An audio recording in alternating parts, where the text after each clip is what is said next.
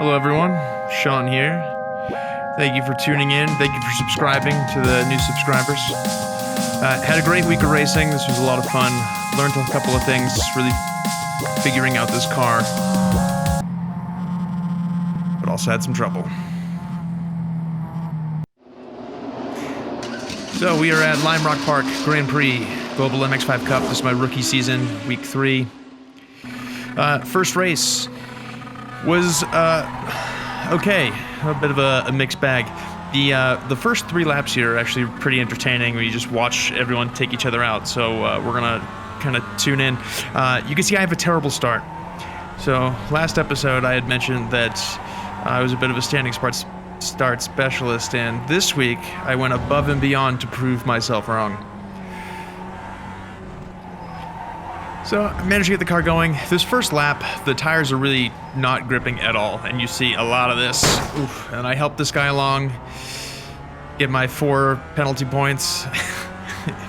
Really, I shouldn't get any. I helped him through it. And then this guy can't wait for me, so he goes around and cuts me off. All right, so far, I improved, right? Had a shit start.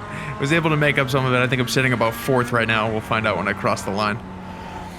And really just, you know, surviving the first lap in this rookie level seems to be the most important.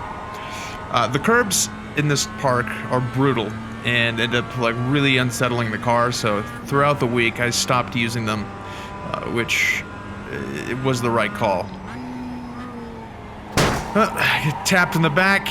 You can see I'm still having some trouble with my shifter. This guy throws me wide and goes underneath.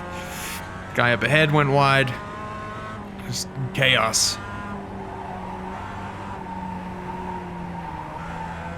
Going into that turn 1, there's a couple different lines that you can use through there, so it ends up being a point of drama. I was over braking at these first couple races. You can see I'm braking at 100% here. And this guy just fucking sends it. Really gotta take your time, especially with that chicane. But what I was saying with the braking, you know, braking at 100%, you can see on my telemetry there. You really want to be threshold braking and brake below the ABS in the car. It's much faster. You don't have those little micro lockups. And you can feel it in your wheel, right? Like you'll feel the vibrating, and you want to stay just under that and bleed off, which is something that I was still kind of getting used to. I'm using the stock Logitech G29 pedals, so it's a potentiometer brake that doesn't have a ton of feel, so it's really kind of just figuring out, you know, trying to train myself. What's 80%? Hit 80%, right? What does the bleed feel like? What does 50% feel like? What does a brush? And it's a lot more sensitive than a real brake. But anyways, yeah, so more chaos here. This guy gets drafted off. So although it was a shit start, it ended up being all right. I was able to make up most of those positions just because people can't stay on the track. So here we are several laps later and just gaining on the group ahead. So just trying to stay in the fight here. And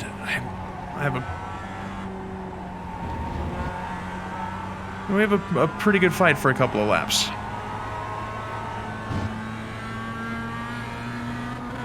So you can see this one, I get a much better come out of turn 4, and I just fucking send it like Max Verstappen. Get through. He had plenty of room there. He was taking it really wide. And then, of course, patented misshifting. Get a little bump, keeps me going.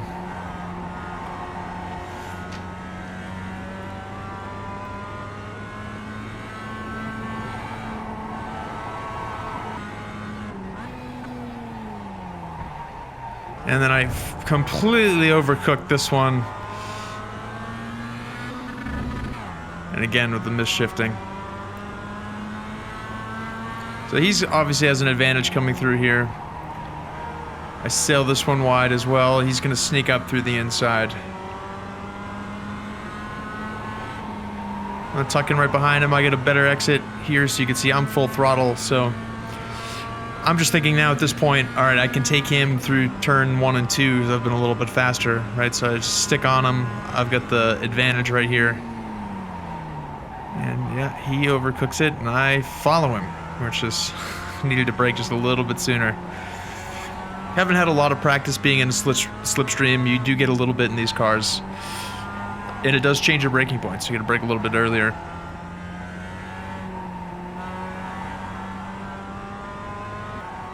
All right, so here we are, lap 19 of 20, getting close to the end, and I'm starting to, you know, we've been going back and forth, and it's you gotta seize every opportunity. Well, he makes a mistake here.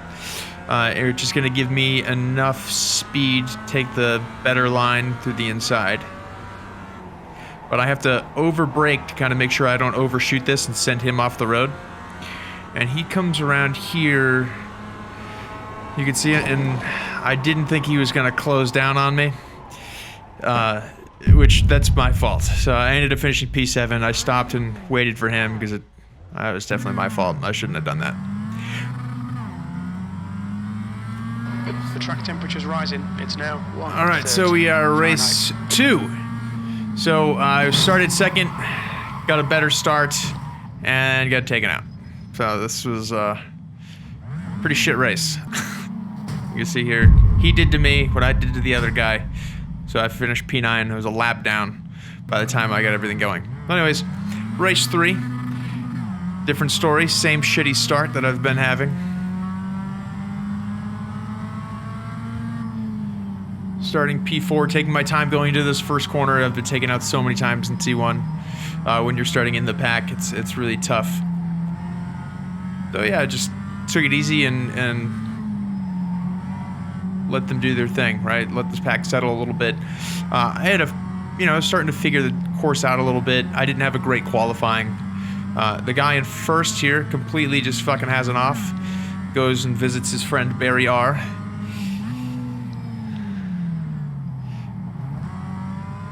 And I'm back up into fourth, so it's like I never lost a spot. So I'm feeling pretty good at the onset here.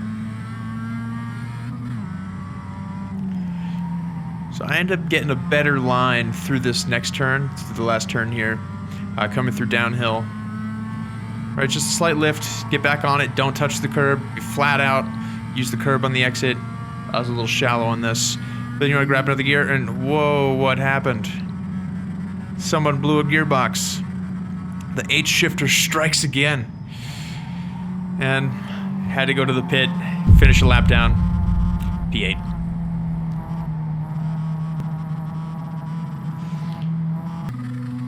All right, so race 4, kind of figuring a couple things out. Guy in second, a little overzealous. Guy in first, sleep at the wheel. You've seen me do it every race so far this week. And this one, I just happened to get a good start.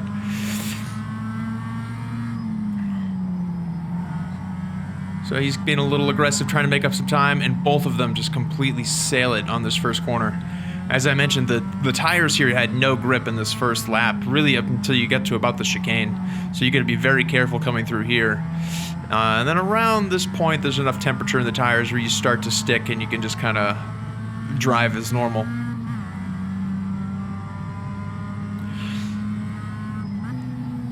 You can see what I was doing here is shifting straight from fourth to second. Don't do that. You really want to get the car back into a gear, and you can use the throttle to keep the RPMs up and keep some power in the car, which is something that I figure out in a later race. So, although I had a good start, there was a guy with me. You can see us coming down here. And we have a pretty good fight. So we go back and forth for a little bit, and I get into a little bit of a defensive driving mode, because at this point I'm feeling good. And although he ends up being a little bit quicker than me, you can see he's going to have an epic lunge at every opportunity that he gets. Really taking Senna's words to heart, right? That if you don't go for a gap, you're no longer a racing driver. Well, this kid apparently fancies himself a racing driver because he goes for every one. You can see another one here. This, again, not a passing opportunity, goes for it. And I think what he was trying to do is just trying to get me to make a mistake because he didn't have enough pace to get around me. And we're seconds ahead of the pack now at this point. So I take a defensive line, shut him down, go to the inside. You can take this corner around the outside, but since he was trying to get even more inside of me, I just completely shut him off.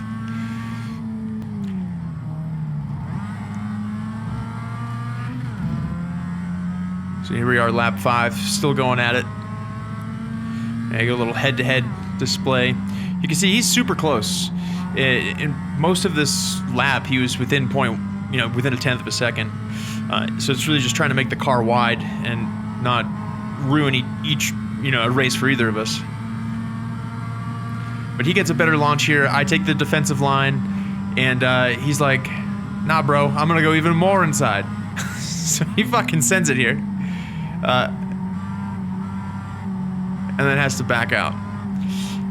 So that's just like your basics with defensive driving. Just take that inside line. That corner is a little bit tricky because you can actually be really fast through the outside as well. So you have to be careful because they can take you if you brake too much from that inside line. So that's why I'm not completely like hugging that white line and I'm kind of parking more in the middle.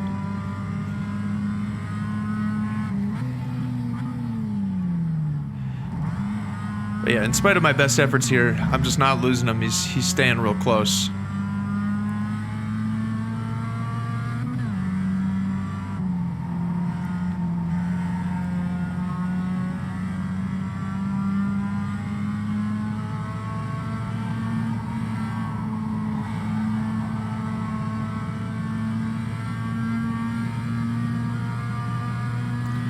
Alright, so this straight is when he decides to really make a move.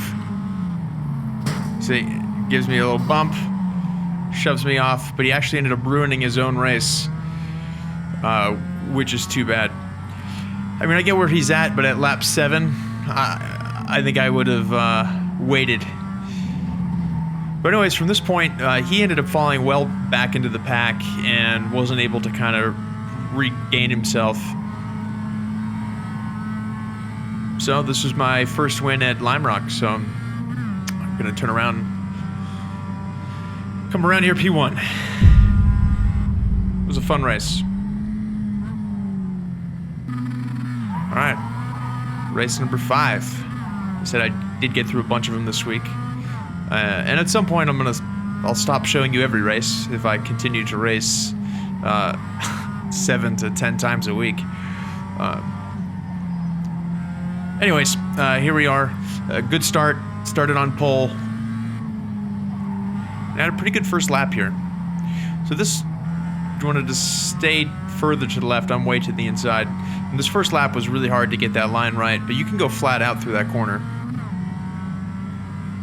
And here, braking just before the tree at the kink in the road. And you can see I start doing the third to second. Much more power, much more speed carried through that chicane. So this guy here, he gets caught up, sails it around the outside. I'm just trying to stay tight. Again, don't want to ruin both of our races. It's more often than not, if you try to bump someone, at least I'm not skilled at it. I can't ruin his race and keep going. It ends up taking both of us out.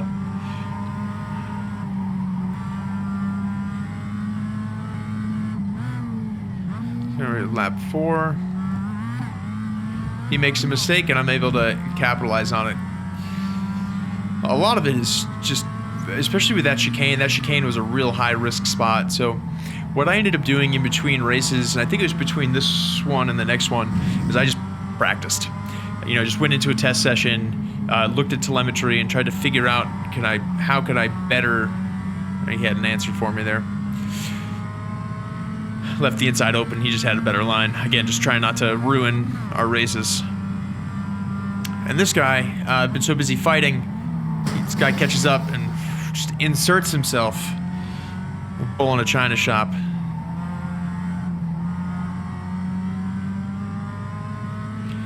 So oftentimes when you're fighting, you lose a lot of time. Both of you lose a lot of time. And it does give someone else a chance to catch up to the pack if they've got pace. So this guy had it. So this is the next lap. I was able to close the gap. I was overall much faster than him. So he makes a mistake going too crazy through that chicane. Go up on the inside. Trying to take him through. I can still feel him on the outside. I've learned from my mistakes. Right? Ease off a little bit. Give him space. So I know that I can get a better exit through here and I can take him in turn 1. So again, it's just a little lift. Full out, flat out through there. You can touch the curb a little bit to help, like unsettling the car there can actually help the car rotate, and then you need less steering angle, which means you'll be faster. So I get a much better go here, and then he just loses it. There's no indication of contact, but I didn't feel too bad about it, just given how much of a dick he was with trying to get by me. So ordinarily, yeah, I don't know. That's, you guys could tell me. It's racing. Sometimes shit happens, and it happened to me plenty of times, especially in later on. You'll see it. Anyways, we're now halfway in second place. The guy up front has been able to pull away, so I'm just thinking about racing a clean race at this point.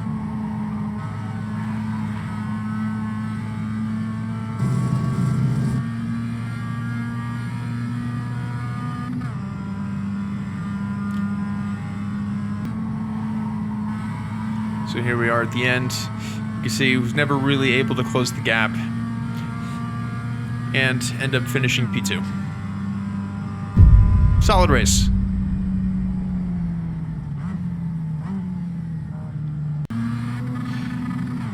All right, race 6. This was probably my best one, even though it wasn't my best result.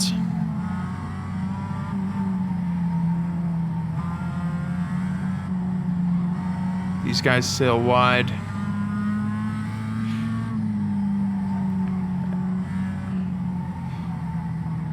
So then after the start, it's just me and Ed here, which we were over the intercom chatting with each other a little bit.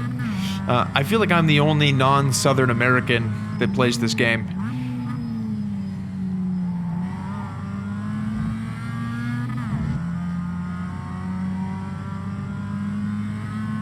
But anyways, we both get off to a good start, and we really pull away. So you can see from our lap times there that he and I were just much faster than everyone, and we ended up setting a lot of times in the 101s, which this was as I mentioned, like, this doesn't end up being my best result, but it ends up being one of the best races because I learned a lot, right? So I really figured out how to feel the car. So you can see, like, what I'm doing with the throttle is I'm actually getting the car to rotate with the throttle and the brake. So not using as much steering angle, which has been a bugbear of mine for the last several weeks, and just trying to use the brake and the throttle to either introduce oversteer or understeer and help pitch the car in the right way, and really thinking about that forward-back balance. So here we are, lap 7. I'm able to catch up to him. If you look at the telemetry there, it looks like I did a 101.5 for my last lap. This one ends up being a 101.6. So this is almost a second faster than what I was doing in every other race. And the major difference, I think, I was making up a lot of time here in section 3. So this is section 2. But it's this part. I started getting the shifting right, as you can see here, and I'm on the throttle early going into the chicane, right? So I'm already at like 10-15% throttle before I get to that apex, and then I'm able to blast it pretty much in a straight line right through that chicane. So that way when you're coming through here, you can make a mistake and completely ruin your race. So what happened here actually was my lady walked in the room, and she had that presence about her that she was going to ask me a question. And at the same time, Ed here was like, "Sean, I'm gonna let you by on the next straight," and I completely fucking binned it. So disappointing. But, you know, like I said, it's racing. That's what happens. I was so in the zone and was taken out when my girlfriend walked in. She's usually there to put me to work. But anyways, here's another lunge in the chicane. Like I said, not my best finish. But I just had a lot of pace this race. I was able to figure some shit out. Another look at that. Finished P7. I was sending it, bro. All right, last race of the week, race 7. Shit qualifying. End up with an okay start. Ian, just trying to see it clean, right? I know that everyone's having a hard time on cold tires this first lap, so really you're kind of going at like 80%. You know, so unless you're in a straight line, you're being very careful. You see barely touching the brake there causes the car to rotate. So it's like, just stay on the track. And usually it's around here where you can start to get on it. People start to settle into where they are. I'm gonna let these two guys fight, keep my distance. The way that they're moving, an opportunity is gonna open up, right? Where I can either follow a guy through at a pass, or they'll take each other out, which is the more common thing to happen. Oh, but we could also misshift it. And this one, unlike the last one, this poor guy behind me gets stuck and my car just no gear at all. So the last time that happened, I was able to still shift the car and keep it moving, but this one completely died. So back to the pit. I did finish the race. It was P7 and a lap down. So that was my week at Lime Rock Park.